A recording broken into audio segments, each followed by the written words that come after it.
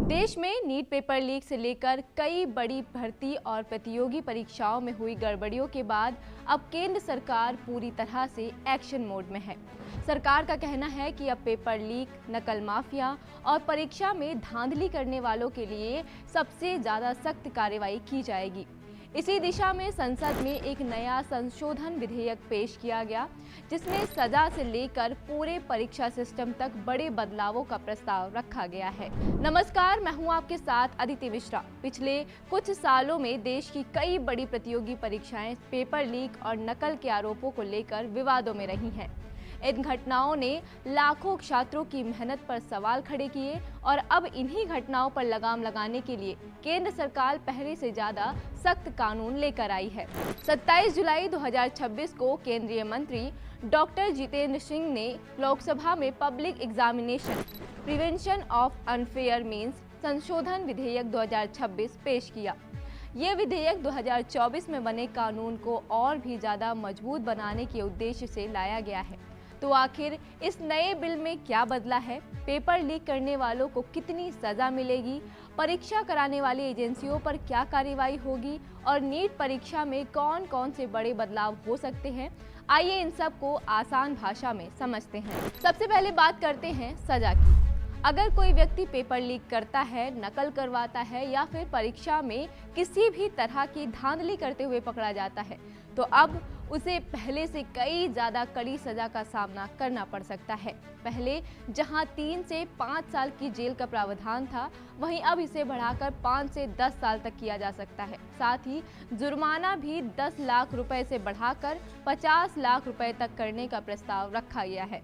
Number 2, अगर paper leak किसी गिरोह या फिर संगठित नेटवर्क के जरिए किया जाता है तो कार्रवाई और भी ज्यादा सख्त होगी। ऐसे मामलों में कम से कम 7 साल की सजा और 10 करोड़ रुपए तक का जुर्माना लगाया जा सकता है। सरकार चाहती है कि ऐसे मामलों का फैसला जल्दी हो, इसलिए इस संशोधन में फास्ट ट्रैक कोर्ट और स्पेशल पब्लिक प्रोसिक्यूटर की व्यवस्था का भी प्रावधान किया गया है, ताकि मामलों का जल्द निपटारा हो सके। अगर किसी परीक्षा आयोजित करने वाली एजेंसी या फिर सर्विस प्रोवाइडर कंपनी की लापरवाही या फिर मिलीभगत सामने आती है तो उस पर 5 करोड़ रुपए तक का जुर्माना लगाया जा सकता है। इतना ही नहीं, ऐसी कंपनी को 8 साल तक ब्लैकलिस्ट भी किया जा सकता है।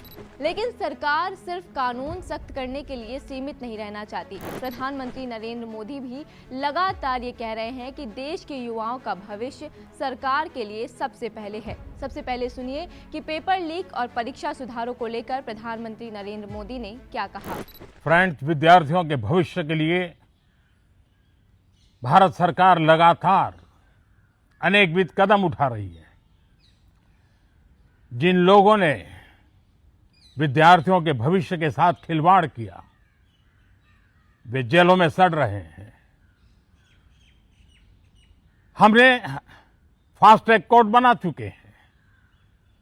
हम कल पार्लियामेंट के अंदर भी कठोर कानूनों के प्रावधान के साथ नया कानून बनाने की दिशा में भी आगे बढ़ रहे हैं।